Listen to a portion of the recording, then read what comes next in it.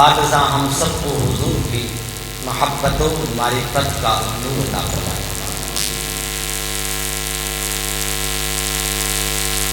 دعویٰ کرنے والے ہر دور میں رہے، آج بھی ہیں، کل بھی ہوں گے، اور دعویٰ کرنا اتنا آسان ہے کہ پاگل بھی دعویٰ کر لیتا ہے۔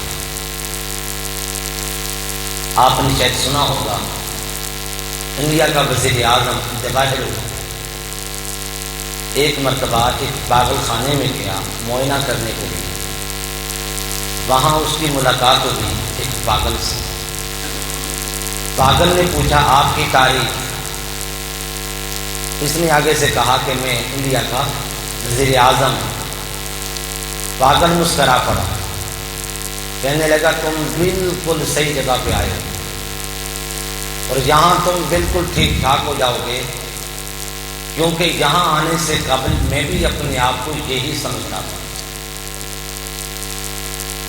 تو دعویٰ کرنا اتنا آسان ہے کہ پاگل بھی دعویٰ کر لیتا ہے، لیکن دوستو مشکل کام ہے دلیل دینا۔ دلیل دینا ہر ایک کی طاقت و بساط کے اندر نہیں ہوتی، ہر ایک کے بس کی بات نہیں ہوتی۔ عہد رسالت مآب صلی اللہ تعالی علیہ وآلہ وسلم میں کچھ لوگوں نے دعویٰ کیا تھا، بڑے غضب کا دعویٰ کیا تھا۔ دعویٰ کیا کیا تھا؟ نحن ابناء اللہ واحباؤہ، کہ ہم اللہ پاک کے بیٹے ہیں اور اللہ پاک کے محب ہیں۔ اللہ پاک نے ان سے ان کے اس دعوے کی دلیل مانگی۔ فرمایا قل ان کنتم تحبون اللہ فاتبعونی، ارے خدا تعالیٰ کی محبت کا دعویٰ کرنے والوں، اگر تم خدا کی محبت کے دعوے میں سچے ہو تو پھر میرے رسول کی اتباع کی دلیل پیش کرو۔ یہاں یہ بات بڑی قابل توجہ ہے۔ میں علماء سے بھی مؤدبانہ گزارش کروں گا، آپ کی تو مجھے تائید چاہیے، اور جو آگے سامعین بیٹھے ہیں، اپنے آس پاس جو بچے بیٹھے ہیں، ان پہ ذرا کنٹرول کیجیے گا، کیونکہ یہاں علماء کرام مجھے بتایا گیا کہ ان کی کثرت و اولاد ہے، اس لیے کچھ نہ کچھ گفتگو مجھے علمی کرنی ہوگی، مگر جو بچے ہیں ان پر ذرا آپ کنٹرول کیجیے۔ یہاں یہ بات بڑی قابل توجہ ہے۔ دعوے دو کیے گئے تھے۔ کتنے دعوے؟ دو۔ ایک تھا ابناء اللہ، نحن ابناء اللہ، اور ایک تھا نحن احباؤ، کہ ہم اللہ پاک کے بیٹے ہیں، پہلا دعویٰ، اور اللہ پاک کے محب ہیں، محبت کرنے والے۔ اللہ پاک نے ان سے ان کے دعوی اولا، پہلا جو دعویٰ تھا اس پر دلیل نہیں مانگی، یعنی یہ نہیں کہا کہ تم جو کہہ رہے ہو کہ ہم خدا تعالیٰ کے بیٹے ہیں، تم بیٹے کیسے ہو سکتے، کس طرح ہو سکتے ہو؟ تم تو مجسم ہو، جسم والے ہو، اللہ کی ذات و جسم و جسمانیات سے پاک ہے۔ تم تو کیا ہو؟ متناہی ہو، اللہ کی ذات اللہ متناہی۔ تم تو محدود ہو، اللہ کی ذات اللہ محدود۔ اللہ پاک نے ان سے پہلے دعوے کی دلیل بولیے نا نہیں مانی۔ کیوں؟ اس لیے کہ پہلا دعویٰ ناممکنات میں سے تھا، محالات عقلیہ میں سے تھا، محالات خرد میں سے تھا۔ دلیل ممکنات کی مانگی جاتی ہے، ناممکنات پر نہیں مانگی جاتی۔ لہذا اس قاعدے کے تناظر میں یاد رکھ لیں، اگر کوئی شخص عیسیٰ علیہ السلام کے خدا ہونے کا دعویٰ کرے تو ہم اس سے دلیل طلب نہیں کریں گے۔ اگر کوئی شخص تاجدار کائنات علیہ السلام کی ختم نبوت کے انکار کا دعویٰ کرے تو ہم اس سے دلیل طلب نہیں کریں گے۔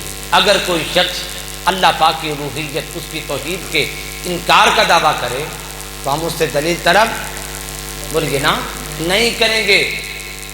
کیونکہ ہر دعوے پر دلیل طلب نہیں کی جاتی، دلیل فقط اس دعوے پر طلب کی جاتی ہے جو دعویٰ کیا ہو، ممکنات میں سے ہو۔ اللہ پاک نے فرمایا قل ان کنتم تحبون اللہ فاتبعونی، ارے خدا تعالیٰ کے بیٹے ہونے کا اور خدا تعالیٰ کے محب ہونے کا دعویٰ کرنے والوں، تم خدا تعالیٰ کے بیٹے تو ہو نہیں سکتے، کیونکہ خدا تعالیٰ کا بیٹا ہونا یہ تو محالات عقلیہ میں سے ہے، یہ تو ناممکنات میں سے ہے۔ ہاں تم خدا تعالیٰ کے محب ہو سکتے ہو، بس اگر تم خدا تعالیٰ کے محب ہو تو پھر اپنے محب ہونے پر میرے مصطفیٰ علیہ السلام کی اتباع کی دلیل پیش کرو۔ یہاں یہ بات بڑی قابل توجہ ہے۔ دیکھیں قاعدہ یہ ہے کہ دلیل دینے والا اپنی دلیل کے بیان کے دوران آزاد ہوتا ہے۔ دلیل دینے والا قاعدہ ہے نا، اپنی دلیل کے بیان کے دوران کیا ہوتا ہے؟ آزاد۔ آپ اس کو پابند نہیں کر سکتے کہ یہ دلیل دو، یہ دلیل نہ دو، ایسے دو، ایسے نہ دو، بلکہ سننے والے پر لازم ہوتا ہے کہ اس کی دلیل کے بیان کے دوران خاموش رہے، توجہ سے سنیں، دھیان سے سنیں۔ کوئی بات کرنا بھی چاہتا ہے تو بیچ میں نہ کرے، اس کی دلیل کے بیان کے مکمل ہو جانے کے بعد کرے، یہ قاعدہ ہے۔ مگر یہاں دیکھیے اللہ پاک نے ان سے دلیل بھی مانگی اور ان کو پابند بھی کیا۔ قل ان کنتم تحبون اللہ فاتبعونی، ارے خدا تعالیٰ کی محبت کا دعویٰ کرنے والوں، اگر تم خدا کی محبت کے دعوے میں سچے ہو تو پھر میرے رسول کی اتباع کی دلیل پیش کرو۔ یعنی ہم تم سے کوئی اور دلیل نہیں سنیں گے، کوئی اور دلیل نہیں لیں گے۔ اگر کوئی تم اور دلیل دو گے تو تم دعوی محبت خدا بندی میں جھوٹے قرار دیے جاؤ گے۔ دیکھیں یہاں پر ایک پیچیدگی ہے، میں اس کا حل کرنا چاہتا ہوں۔ کوئی شخص اپنے دعوی محبت پر دلیل دے سکے یا نہ دے سکے، مگر اس کے جذبہ محبت کے انکار کا ہمیں حق تو نہیں ہے نا۔ کوئی شخص اپنے دعوی محبت پر دلیل دے سکے یا نہ دے سکے، مگر اس کے جذبہ محبت کے انکار کا بولیے نا ہمیں حق تو نہیں ہے نا۔ مثال کے طور پر دو شخص جذبہ حج سے سرشار ہو کر کراچی ایئرپورٹ پہ چلے گئے۔ ایک نے کہا جیسے ساری دنیا جاتی ہے ہم ویسے جائیں گے، چنانچہ وہ ہوائی جہاز پہ سوار ہوئے اور جدہ ایئرپورٹ کی طرف روانہ ہو گئے۔ دوسرے نے کہا کیا پڑی ہے ایسے تکلفات کرنے کی، ہم تو سمندر میں چھلانگ ہی لگا دیتے ہیں اور تیرتے تیرتے تیرتے بس ویسے ہی جدہ ایئرپورٹ پہ جا پہنچیں گے۔ یہ جو دوسرا ہے چھلانگ لگانے والا، آپ اس کے بارے میں یہ تو کہہ سکتے ہیں کہ یہ ہلاک ہو جائے گا، یہ ڈوب جائے گا، یہ مارا جائے گا، یہ نہیں پہنچ سکے گا، یہ تو کہہ سکتے ہیں، مگر یہ تو نہیں کہہ سکتے نا کہ اس کو جذبہ حج ہی نہیں ہے۔ ارے اسی جذبہ حج نے تو اس کو چھلانگ لگانے پر مجبور کیا تھا۔ اسی طرح آپ ستارہ پرستوں سے، بت پرستوں سے یہ کہہ سکتے ہیں کہ خدا تک پہنچنے کے تم نے جو راستے نکالے ہیں، کہ کبھی تم جا کر دریاؤں کے سامنے سرنگوں ہوتے ہو، کبھی درختوں کو خدا سمجھتے ہو، کبھی تم جا کے آگ کو اپنا بادشاہ سمجھتے ہو، اور کبھی تم جا کر پتھروں پہاڑوں کی منتیں اور ترلے کرتے ہو۔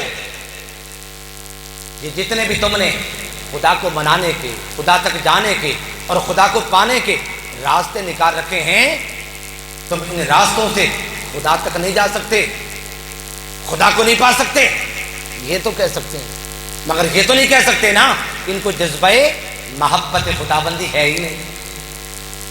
یعنی یہودیوں کے، مجوسیوں کے، ہندوؤں کے، عیسائیوں کے جذبہ محبت کے انکار کا ہمیں حق ہی کیا ہے؟ وہ اپنے طور پر کوئی نہ کوئی دلیل سوچ کر لگے ہوئے، وہ دلیل خواہ ہمیں تسلیم ہو یا تسلیم نہ ہو، مگر ان کے جذبہ محبت کے انکار کا ہمیں حق نہیں۔ قاعدہ یہ ہے کہ کوئی شخص اپنے دعوی محبت پر دلیل دے سکے یا دلیل نہ دے سکے، مگر اس کے جذبہ محبت کے انکار کا ہمیں حق نہیں۔ یہ قاعدہ یہاں دیکھیے، اللہ پاک نے ان کے جذبہ محبت کا انکار نہیں کیا۔ ان کے عہد رسالت میں آپ نے جن لوگوں نے اللہ کی محبت کا دعویٰ کیا، ان کے جذبہ محبت کے انکار کا حق نہیں کیا۔ یہ نہیں کہا کہ تمہاری محبت کی حیثیت کیا ہے، تمہاری محبت کی ویلیو کیا ہے، تمہاری محبت کی رکت کیا ہے، بلکہ اللہ پاک نے فرمایا قل ان کنتم تحبون اللہ فاتبعونی، ارے خدا تعالیٰ سے محبت کا دم بھرنے والو بتاؤ تو صحیح، تم خدا سے محبت کیوں کرتے ہو؟ تمہاری محبت کی ریزن کیا ہے؟ تمہاری محبت کی وجہ کیا ہے؟ اب جس کا جو تصور آخرت ہوگا وہ پیش کرے گا۔ ہو سکتا ہے کوئی کہے کہ ہم خدا سے محبت اس لیے کرتے ہیں تاکہ آخرت کی فیروز بختی مل جائے، یا خدا سے محبت اس لیے کرتے ہیں تاکہ جنت کی بہاریں مل جائیں، یا خدا سے محبت اس لیے کرتے ہیں تاکہ جہنم سے چھٹکارا مل جائے۔ اب قرآن کیا کہتا ہے؟ قل ان کنتم تحبون اللہ فاتبعونی، ارے خدا تعالیٰ سے جنت کی بہاریں پانے والوں اور اس کی آرزو کرنے والوں، یک طرفہ محبت سے کام نہیں چلے گا۔ تم خدا کو جتنا بھی چاہو تمہیں آخرت کی فیروز بختی نہیں مل سکتی۔ تم خدا کو جتنا بھی چاہو تمہیں جنت کی بہاریں نہیں مل سکتی۔ تم خدا کو جتنا بھی چاہو تمہیں جہنم سے چھٹکارا نہیں مل سکتا۔ یعنی یک طرفہ محبت سے کام نہیں چلے گا۔ کام اس وقت چلے گا اور کامیابی اس وقت ملے گی جب تم خدا کو چاہو اور خدا تمہیں چاہے، جب تم خدا سے راضی ہو جاؤ اور خدا تم سے راضی ہو جائے، جب تم خدا سے خوش ہو جاؤ اور خدا تم سے خوش ہو جاؤ۔ بھائیو، اس میں کمال نہیں ہے کہ بندہ خدا سے راضی ہو جائے، کمال تو یہ ہے کہ خدا خود بندے کی رضا چاہے۔ خود ہی کو کر بلند اتنا کہ ہر تقدیر سے پہلے خدا بندے سے خود پوچھے بتا تیری رضا کیا ہے۔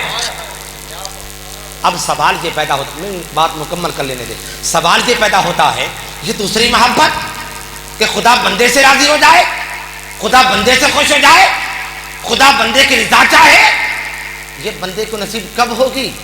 اللہ پاک نے فرمایا قل ان کنتم تحبون اللہ فاتبعونی یحببکم اللہ،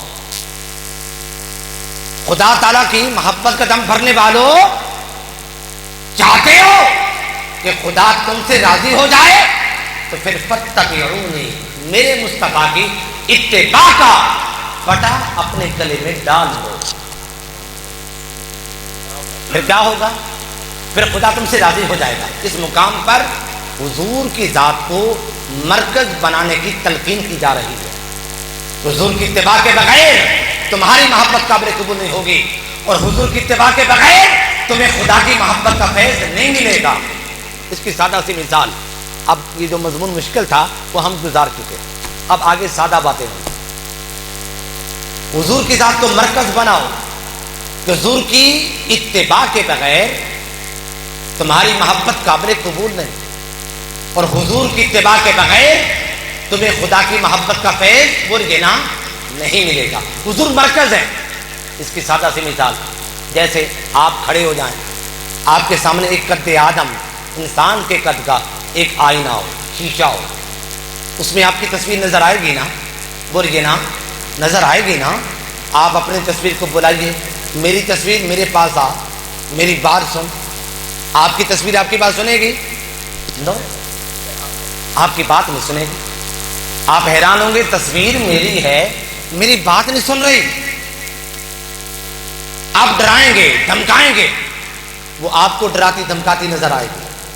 آپ جوش خطابت صرف کریں گے، وہ آپ پر جوش خطابت صرف کرتی ہوئی نظر آئے گی۔ آپ بلائیں گے، وہ پھر بھی نہیں آئے گی۔ آپ حیران ہو کر کہیں گے میری تصویر ہے، میری بات کیوں نہیں سن رہی؟ تو عقل مند یہ کہے گا نادان، اس کو اگر قریب کرنا ہے تو اس کی طرف چل، تو ایک قدم چلے گا تو یہ بھی تیری طرف ایک قدم آئے گی، تو اس کی طرف 2 قدم چلے گا تو یہ بھی تیری طرف 2 قدم آئے گی، تو اس کی طرف آہستہ آہستہ چلے گا یہ بھی تیری طرف آہستہ آہستہ آئے گی، تو اس کی طرف دوڑتا ہوا جائے گا تو یہ بھی تیری طرف دوڑتی ہوئی آئے گی۔ بڑھتے بڑھتے جب تو اس تصویر کے ساتھ نپٹ جائے گا تو تیری تصویر تیرے ساتھ لپٹی ہوئی دکھائی دے گی۔ بھائیو، خدا کی محبت کو تلاش کرنے والوں، اگر تم خدا کی محبت کو چاہتے ہو تو پھر چلو اس آئینے کی طرف جس آئینے میں خدا کی محبت کے جلوے نظر آ رہے ہیں، اس آئینے کی طرف چلو، اس آئینہ مصطفیٰ کی طرف چلو جو مرکز تجلیات الہیہ ہے، جو منبع تجلیات الہیہ ہے۔ ایک قدم چلو گے خدا کی محبت بھی ایک قدم آئے گی، 2 قدم چلو گے خدا کی محبت بھی 2 قدم آئے گی، آہستہ آہستہ چلو گے خدا کی محبت بھی آہستہ آہستہ آئے گی، دوڑتے ہوئے جاؤ گے خدا کی محبت بھی دوڑتے ہوئے آئے گی۔ بڑھتے بڑھتے جب تم گنبد خضرا کے سائے تک جا پہنچو گے تو پھر خدا کی محبت کے سائے تلے آ جاؤ گے۔ نعرہ تکبیر، نعرہ رسالت، نعرہ رسالت، نعرہ تحقیق۔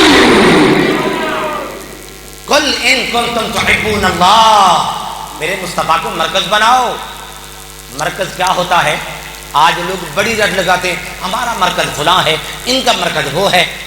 مرکز ہوتا کیا ہے اس بات کو سمجھنا ہے۔ میرے مصطفیٰ کو مرکز بناؤ، فاتبعونی، ان کے پیچھے پیچھے چلو۔ مرکز کیا ہوتا ہے؟ ایک فلسفی نے ایک تھیوری پیش کی، ایک کلیہ ضابطہ دیا جو کہ کیا ہے؟ مسلمہ اور مصدقہ، کہ جو چیز کسی چیز سے نکلتی ہے، نکلنے والی چیز کے لیے وہ چیز جس سے وہ نکلی ہوتی ہے وہ کیا ہوتی ہے؟ مرکز۔ ایک چیز جس چیز سے نکلتی ہے، نکلنے والی چیز کے لیے وہ چیز جس سے وہ بولیے نا نکلی ہوتی ہے وہ کیا ہوتی ہے؟ مرکز۔ نکلنے والی چیز اس کے ارد گرد طواف کرتی ہے جس سے وہ نکلی ہوتی، جیسے ہمارے والدین ہمارے لیے کیا ہے؟ مرکز ہے۔ ہم ادھر سے نکلے ہیں نا، ہم ادھر ہی گھومتے رہتے ہیں۔ اس پر وہ مثالیں پیش کرتے ہیں، وہ کہتے دیکھو بھی ہوش کے ناخن نے وہ جی حضور ہیں تو کدھر ہیں؟ حضور نظر نہیں آتے، حضور دکھائی نہیں دیتے، سمجھ سے بال آتا رہے، نظر تو آتے نہیں۔ انہیں کو نادانو، خلائق ہیں، ملائک ہیں، شجر ہے، حجر ہے، جمادات ہے، نباتات ہے، ساری کائنات ہے۔ حضور نظر آئیں یا نظر نہ آئیں، مخلوقات کا ہونا دلیل ہے کہ مصطفیٰ ہیں۔ قل ان کنتم تحبون اللہ فاتبعونی، میرے مصطفیٰ کی ذات کو مرکز بناؤ۔ پہلا دائرہ حضور کے ارد گرد کن کا تھا؟ صحابہ کا، اہل بیت کا۔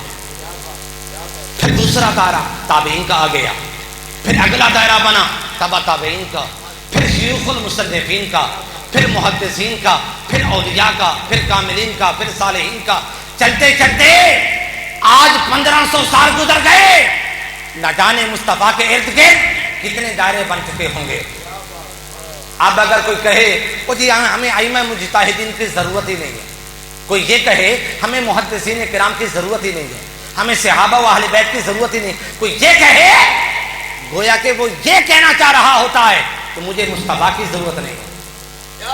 اس لیے کہ نادان، تیرا تعلق مصطفیٰ کی ذات کے ساتھ بعد میں ہے، پہلے تیرا تعلق صحابہ و اہل بیت سے ہے، پہلے تیرا تعلق ائمہ مجتہدین سے ہے۔ حضور تو 1500 سال کی مسافت پر ہیں، اس سے پیچھے جو دائرے ہیں اولیاء کے، صلحاء کے، محدثین کے، کاملین کے، صالحین کے، پہلے تیرا تعلق ان کے ساتھ ہے، بعد میں حضور کے ساتھ ہے۔ اب یہاں ایک بات بڑی قابل توجہ، بڑی قابل غور بات، تو جب ہم حضور کی ذات تک واسطے کے بغیر پہنچ نہیں سکتے، صحابہ کا واسطہ، اہل بیت کا واسطہ، اولیاء کا واسطہ، صلحاء کا واسطہ، ائمہ مجتہدین کا واسطہ، محدثین کا واسطہ، تو جب ہم حضور کی ذات تک واسطے کے بغیر نہیں پہنچ سکتے تو مجھے بتائیے رب کی ذات تک واسطہ مصطفیٰ کے بغیر کیسے پہنچ سکتے ہیں؟ کیسے پہنچ سکتے ہیں؟ اب یہاں ایک بات بڑی قابل غور، بڑی قابل توجہ بات دیکھیے، صحابی کسے کہتے ہیں؟ صحابی کسے کہتے ہیں؟ جس نے ایمان کی حالت میں حضور کو دیکھا ہو، ایمان کی حالت میں حضور کی صحبت پائی، حضور کو دیکھ لیا، وہ کیا ہے صحابی؟ کتنا اونچا مقام ہو گیا، کوئی عمل بھی نہ کرے، کوئی عمل بھی نہیں کیا، دنیا کے سارے افراد غوث العظم کے درجے پر ہو جائیں، پھر یہ سارے کے سارے غوث العظم مل جل کر ایک ادنا صحابی جس نے صرف کلمہ پڑھا تھا، حضور کو دیکھا اور وصال کر گیا تھا، اس کا مرتبہ بھی نہیں پا سکتے۔ اتنا اونچا مقام، اتنا اونچا مقام صحابہ کا کیسے ہو گیا؟ کیا علم کی وجہ سے؟ لو، کتنے غیر صحابہ جو صحابی نہیں ہیں مگر علم صحابہ سے آگے ہیں۔ امام اعظم کے علم کو دیکھ لیجئے، امام شافعی کے علم کو دیکھ لیجئے، امام مالک، امام احمد بن حنبل، ان کے علم کو دیکھ لیجئے، کتنے صحابہ سے وہ کیا ہیں؟ علم میں آگے ہیں۔ کیا صحابہ کا اتنا اونچا مقام عمل کی وجہ سے ہو گیا؟ نو، ایسی بات بھی نہیں۔ کتنے غیر صحابہ یعنی جو صحابی نہیں ہیں مگر عمل کے اعتبار سے کیا ہیں؟ صحابہ سے آگے ہیں۔ حضور غوث العظم کی عبادتیں دیکھ لیجیے، داتا صاحب کی ریاضتیں مجاہدیں دیکھ لیجیے۔ سوال یہ ہے کہ صحابہ کا اتنا اونچا مقام کہ دنیا کے سارے انسان غوث العظم کے درجے پر بھی ہو جائیں، ایک ادنا صحابی کا رتبہ نہیں پا سکتے۔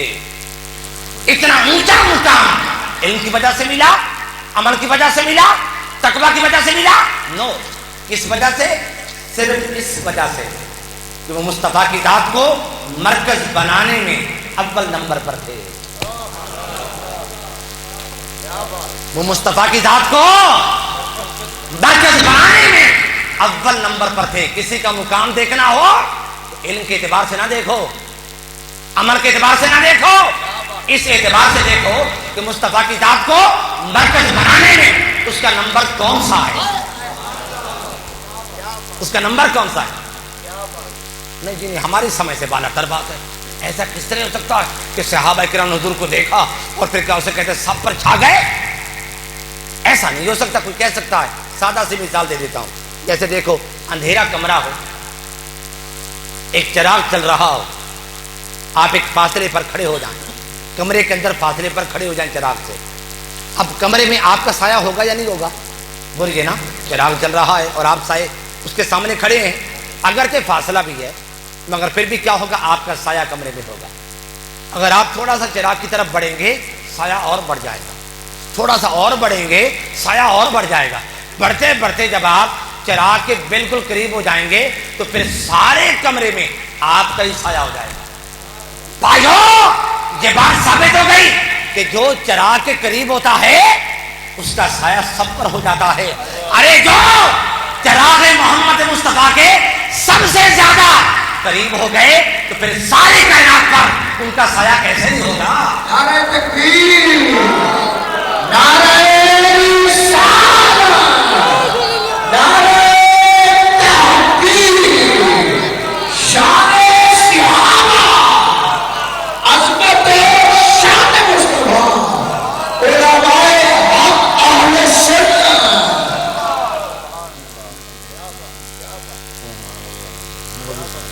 قل ان کنتم تحبون اللہ فاتبعونی، میرے مصطفیٰ کی اتباع کرو۔ ہر ایک کے لیے کتاب کا حکم، اللہ کی اطاعت کرو، یہ نہیں کہا کہ اللہ کی اتباع کر لو۔ ہر ایک کے لیے اطاعت کا حکم، استاد کی اطاعت کرو، اتباع نہیں کرنی، والدین کی اطاعت کرو، اتباع نہیں کرنی، پیر و مرشد کی اطاعت کرو، اتباع نہیں کرنی، مگر مصطفیٰ کی اطاعت بھی کرو، اتباع بھی کرو۔ اطاعت بھی کرو اور اللہ کی کیوں نہیں اتباع کرنی؟ اللہ کی اتباع ہم کر ہی نہیں سکتے۔ اللہ تو بتحج ادا کرتا ہے، ہم بتحج ادا نہیں کر سکتے۔ اللہ کی ذات تو سونے سے پاک، ہم سونے سے پاک نہیں ہو سکتے۔ اللہ کی ذات جو ہے وہ تو کھانے پینے سے پاک، ہم کھانے پینے سے پاک نہیں ہو سکتے۔ اللہ کی تو اتباع ہم کر ہی نہیں سکتے۔ استاد ہوں، پیر و مرشد ہوں، بڑے ہوں، والدین ہوں، ان کی وہ بھی اتباع کے لائق نہیں، وہ بھی غلطی کر بیٹھتے ہیں، ان سے گناہ بھی سرزد ہو سکتا ہے، مگر میرے مصطفیٰ کی شان یہ ہے اتبعونی، اطاعت بھی کرو اور اتباع بھی کرو۔ اطاعت کیا ہے؟ اطاعت مصطفیٰ کے اقوال کا نام ہے، اتباع کیا ہے؟ مصطفیٰ کے افعال کا نام ہے۔ اطاعت مصطفیٰ کے اقوال کو ماننے کا نام ہے اور اتباع مصطفیٰ کے افعال بجا لانے کا نام ہے۔ قیامت تک مصطفیٰ کے اقوال بھی زندہ ہیں اور قیامت تک مصطفیٰ کے افعال بھی زندہ ہیں۔ یہاں ایک بات بڑی قابل توجہ، یاد رکھ لیں، ہر نبی کی دو زندگیاں۔ کتنی زندگیاں؟ دو زندگیاں، ایک جسمانی زندگی اور ایک پیغامی زندگی۔ ہر نبی یہ دونوں زندگیاں گزار چکا، مگر آج 1500 سال گزر گئے، تاجدار کائنات علیہ السلام کی دونوں زندگیاں اب بھی باقی ہیں، جسمانی زندگی بھی باقی۔ کیسے؟ حضور خود فرما گئے رد اللہ علیہ روحی کہ میرے انسان کے بعد اللہ پاک میری روح کو عرش معلیٰ پر یا جنت میں یا علیین میں نہیں رکھے گا۔ کہاں رکھے گا؟ میرے جسد میں رکھے گا، میرے جسم میں ہی رکھے گا، میرے جسم میں لٹا دے گا۔ حضور آج حیات ظاہری کی طرح زندہ و زندہ ہے، اور پیغامی زندگی بھی کیا ہے؟ مصطفیٰ کی باقی ہے۔ کیسے باقی ہے؟ مصطفیٰ کی تعلیمات زندہ ہیں، احادیث زندہ ہیں، قرآن کیا ہے؟ زندہ ہے۔ تو قیامت تک مصطفیٰ کے اقوال بھی زندہ ہیں، مصطفیٰ کے افعال بھی زندہ۔ کوئی کہہ سکتا ہے چلو جی اقوال تو زندہ ہو گئے، افعال کیسے زندہ ہیں؟ ہاں، مصطفیٰ کا سونا جاگنا دیکھنا چاہتے ہو، خواجہ اجمیر کا سونا جاگنا دیکھ لو۔ مصطفیٰ کا چلنا پھرنا دیکھنا ہو تو غوث العظم کا چلنا پھرنا دیکھ لو۔ مصطفیٰ کا آنا جانا دیکھنا ہو، داتا حجویری کا آنا جانا دیکھ لو۔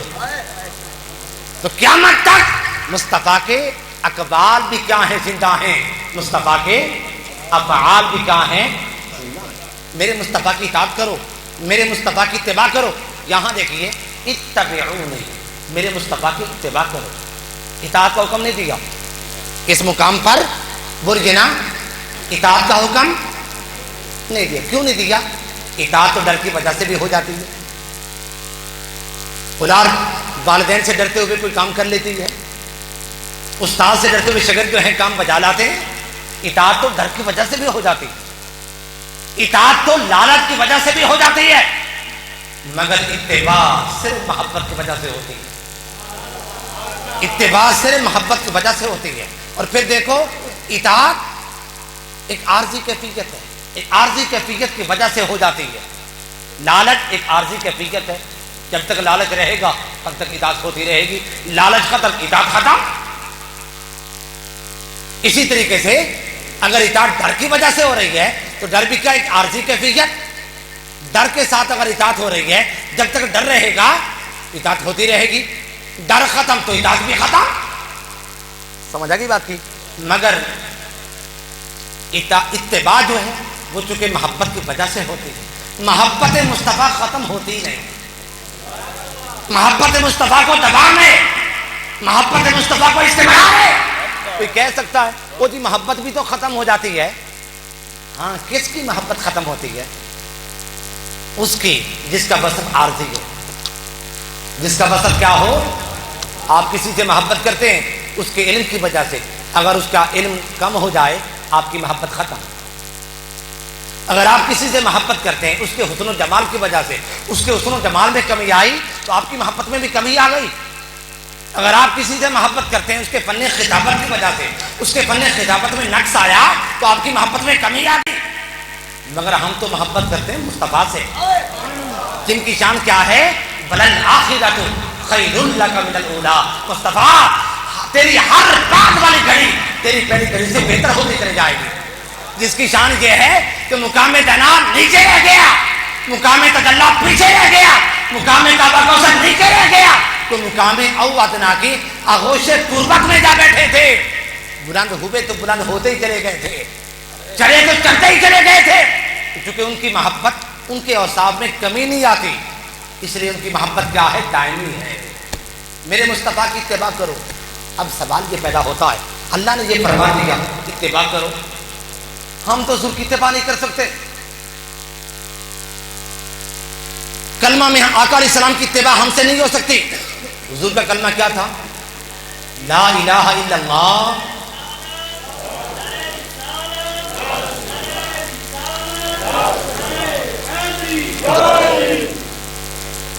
نعرہ تکبیر، نعرہ رسالت، نعرہ رسالت، ادھر آ۔ حیدری، نبی اولاد علی سید محمد رضا حیدر شاہ صاحب بخاری۔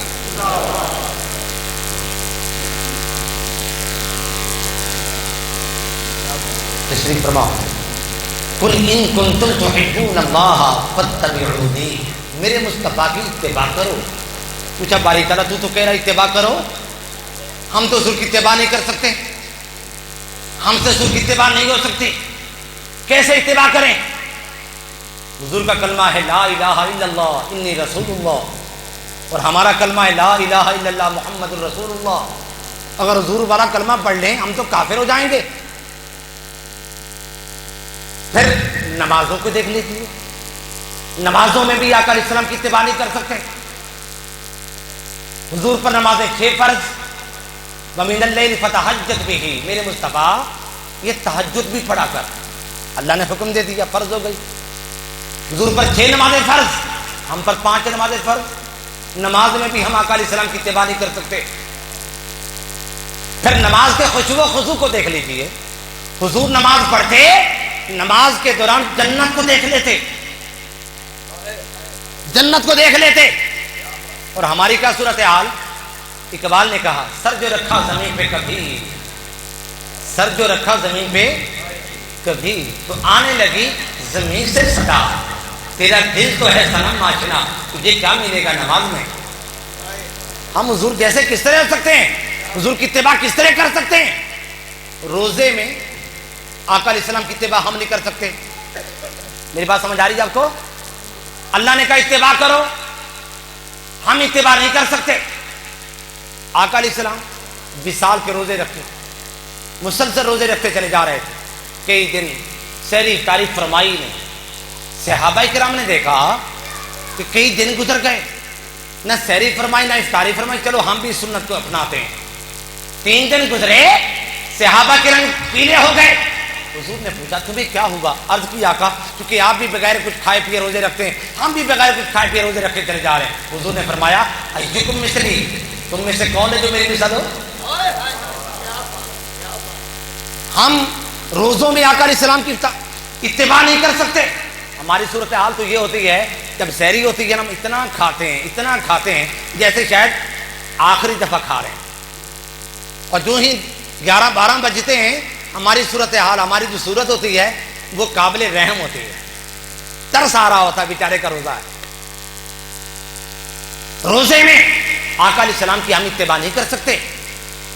پھر دیکھیے زکوٰۃ میں آقا علیہ السلام کی اتباع نہیں کر سکتے، حضور پر تو زکوٰۃ فرض ہی نہیں تھی، ہم میں سے کچھ پر زکوٰۃ فرض ہوتی ہے، حضور پر زکوٰۃ فرض کیوں نہیں تھی؟ وہ زکوٰۃ دیتے تو کسے دیتے؟ سارے تو غلام تھے، وہ سارے تو غلام تھے، اپنے غلام کو تو زکوٰۃ نہیں دی جا سکتی۔ زکوٰۃ میں تاجدار کائنات علیہ السلام کی اتباع نہیں کی جا سکتی ہے۔ پھر حج کو دیکھ لیجئے، حج میں بھی آقا علیہ السلام کی اتباع نہیں ہو سکتی۔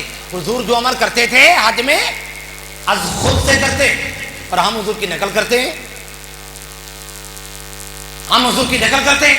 اللہ نے کہا اتباع کرو، ہم تو اتباع نہیں کر سکتے۔ پھر دیکھیے شادی بیاہ میں حضور کی اتباع نہیں کی جا سکتی۔ حضور کے لیے کیا تھا؟ جتنی چاہیں شادیاں فرما لیں، اور ہمارے لیے کیا ہے؟ صرف 4 کر سکتے ہیں۔ شادی کے اندر بھی حضور کی اتباع نہیں ہو سکتی۔ آقا علیہ السلام وصال فرما گئے، وصال کے بعد آقا علیہ السلام کی ازواج کے لیے حرام ہے کہ کسی اور کے نکاح کریں، کسی اور کے ساتھ نکاح کریں، لیکن ہماری بیویاں ہمارے وصال کے بعد نکاح کرنا چاہیں تو نکاح کر سکتی ہیں. حضور کے ازواج کیوں نہیں کر سکتی تھی؟ کیونکہ حضور زندہ ہیں. حضور زندہ ہیں. ہمارے وصال کے بعد ہماری وراثت تقسیم ہوتی ہے کیونکہ ہم مر جاتے ہیں. آقا علیہ السلام کے وصال کے بعد حضور کی وراثت تقسیم نہیں ہوئی کیونکہ حضور زندہ ہیں. اور زندہ کی وراثت تقسیم نہیں ہوتی. الغرض عبادات میں معاملات میں ہم آقا علیہ السلام کی اتباع تو کر نہیں سکتے. اللہ فرما رہا قل ان کنتم تحبون اللہ فاتبعونی. انہیں کہہ دو کہ یہ میری اتباع کریں. اس کا کیا مطلب؟ باقی یہ آیت کریمہ زبان حال سے بولتی ہے بندو اتباع مصطفیٰ کا مطلب یہ نہیں ہے کہ جو کچھ مصطفیٰ کرتے جائیں وہ تم بھی کرو. یہ معنی نہیں ہے بلکہ اس کا معنی یہ ہے کہ جو کچھ میرے مصطفیٰ فرماتے جائیں بس وہی تم کچھ کرتے جاؤ. قل ان کنتم تحبون اللہ. ارے خدا تعالیٰ کی محبت کا دعویٰ کرنے والوں، خدا کو منانا چاہتے ہو تو پھر خدا کو خدا کی مرضی سے مناؤ. خدا کو بولیے نا، خدا کی مرضی سے مناؤ. یوں تو اللہ پاک کو یہودی بھی راضی کرنا چاہتے ہیں، عیسائی بھی راضی کرنا چاہتے ہیں، ہندو بھی راضی کرنا چاہتے ہیں، مسلمان بھی راضی کرنا چاہتے ہیں. مگر مسلمان میں اور ان میں فرق یہ ہے کہ ہندو، یہودی، عیسائی اپنی مرضی کے مطابق راضی کرنا چاہتے ہیں. مگر مسلمان کی شان یہ ہوتی ہے کہ مسلمان خدا سے پوچھتا ہے باری تعالیٰ بتا تو صحیح تو راضی کیسے ہوگا، تو راضی کیسے ہوگا. اللہ پاک کی طرف سے آگے سے فرمانا اتبعونی، میرے مصطفیٰ کی اتباع کرو. مجھے بتائیے علامہ سلیم صاحب بیٹھے ہیں، یہ علامہ حسن صاحب بیٹھے ہیں. میں اگر علامہ سلیم صاحب کو راضی کرنا چاہوں، بریانی پیش کروں، چائے پیش کروں، آگے سے انکار کر دیں. کافی لے کے آؤں پھر انکار کر دیں، کچھ اور لے کے آؤں پھر انکار کر دیں، میں تھک ہار کے بیٹھ جاؤں. ان کو میں راضی نہیں کر سکتا. کتنی چیزیں لے کے آیا مگر یہ ہر چیز کھانے سے انکار کر رہے ہیں، یہ مجھ سے راضی نہیں ہو سکتے. تھوڑی دیر کے بعد میں نے دیکھا علامہ حسن صاحب آئے، علامہ سلیم صاحب کے کان میں کوئی بات کہی. پھر بازار میں گئے، فروٹ لے کے آئے، انہوں نے کھانا شروع کر دیا. میں سمجھا کہ شاید علامہ حسن صاحب جو ہیں وہ کوئی دم جانتے ہیں کہ جب وہ علامہ سلیم صاحب کے کانوں پر کرتے ہیں نا تو پھر علامہ سلیم صاحب کھانا شروع کر دیتے ہیں. میں نے کہا علامہ حسن صاحب یہ دم مجھے بھی بتا دیں تاکہ میں بھی علامہ سلیم صاحب کو راضی کر لوں. آگے سے علامہ حسن صاحب بولے دم نہیں ہے، صرف اتنے سی بات ہے. چونکہ راضی ان کو کرنا ہے نا، ان سے پوچھا جائے کہ بتاؤ تم راضی کیسے ہو گے. ارے رب کو راضی کرنے والوں، رب کو راضی کرنا چاہتے ہو تو پھر رب سے پوچھو کہ باری تعالیٰ تو راضی کیسے ہوگا. وہ کہتا اتبعونی، میرے مصطفیٰ کی اتباع کا پٹا اپنے گلے میں ڈال دو گے. تو اب یہاں دیکھیں ایک اور بات بڑی قابل توجہ، قل ان کنتم تحبون اللہ فاتبعونی. میرے مصطفیٰ فرماتے ہیں کہ لوگوں اگر تم خدا سے محبت کرتے ہو تو پھر فاتبعونی، میرے مصطفیٰ سے بھی محبت کرو. دعویٰ اوپر کا ہے، دلیل نیچے کی. دعویٰ اوپر کا، اللہ سے محبت کرتے ہو تو پھر مصطفیٰ سے بھی محبت کرو. قاعدہ کلیہ دیا جا رہا ہے، ایک ضابطہ دیا جا رہا ہے کہ اگر اوپر کا دعویٰ ہو تو پھر دلیل نیچے کی ہونی چاہیے. اگر اللہ سے محبت کرتے ہو تو پھر مصطفیٰ سے بھی محبت کرو. کیا مطلب؟ اگر مصطفیٰ سے محبت کرتے ہو تو پھر صحابہ و اہل بیت سے بھی محبت کرو، اور اگر صحابہ و اہل بیت سے محبت کرتے ہو تو پھر اولیاء صلحاء سے بھی محبت کرو. دعویٰ اوپر کا ہو تو پھر دلیل نیچے کی ہو. قل ان کنتم تحبون اللہ فاتبعونی، میرے مصطفیٰ کی اتباع کرو. اب یہاں ایک بات بڑی قابل توجہ، ذرا عالم تخیل میں جائیے، خیالی دنیا میں جائیے. دو شخصیات ایسی بھی آئیں کہ تاریخ انسانیت میں ان کا بڑا اونچا نام ہے اور مقام ہے، مگر ایک وقت ایسا آیا کہ ان دونوں شخصیات نے حضور کی اطاعت کرنے سے انکار کر دیا. انکار بھی کیا، پھر بھی اونچا مقام مل گیا، پھر بھی اونچا نام مل گیا. وہ کون سی دو شخصیات؟ ایک مولا علی کے خدا، صلح حدیبیہ ہوئی، معاہدہ لکھا جا رہا تھا. آقا علیہ السلام نے علی شیر خدا سے فرمایا علی لکھو. وہ لکھنے لگے من محمد رسول اللہ، یہ معاہدہ جو ہے محمد جو اللہ کے رسول ہیں ان کی طرف سے ہے. قریش مکہ کو لکھا. آگے سے قریش مکہ نے اعتراض کیا اگر ہم آپ کو اللہ کا رسول مانتے ہوتے تو پھر یہ معاہدے کس بات کے ہوتے؟ معاہدے ہوتے ہی نا. ایسے نہ لکھا جائے بلکہ یہ لکھا جائے من محمد ابن عبداللہ. آقا علیہ السلام نے فرمایا ٹھیک ہے ایسے کیا جائے گا. علی اس لفظ کو مٹا دو، محمد رسول اللہ کو مٹا دو، اس کی جگہ پر محمد بن عبداللہ لکھ دو. حضور نے جب یہ بات فرمائی علی شیر خدا بولے نہیں یا رسول اللہ، میں اس معاملے میں آپ کی اطاعت نہیں کر سکتا، میں اطاعت نہیں کروں گا، میں آپ کی بات نہیں مانوں گا. پھر کیا کیا؟ حضور نے خود ہی من محمد رسول اللہ مٹا کر اس کی جگہ لکھا من محمد ابن عبداللہ. حضور نے خود مٹایا اور خود لکھ دیا.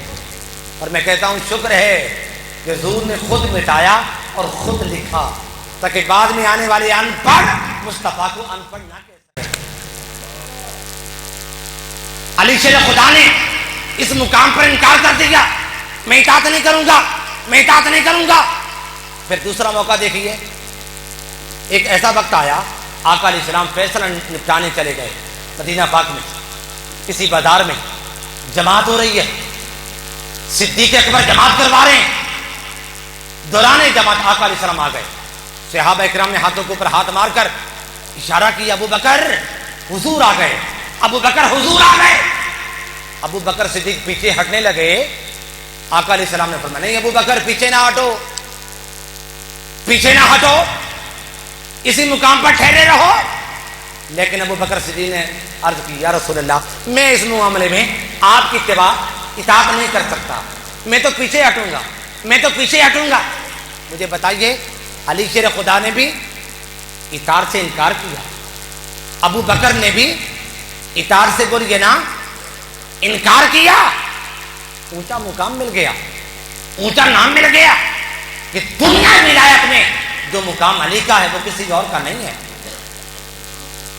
حضور کی ساری امت میں جو مقام ابو بکر صدیق کا ہے وہ کسی اور کا نہیں ہے.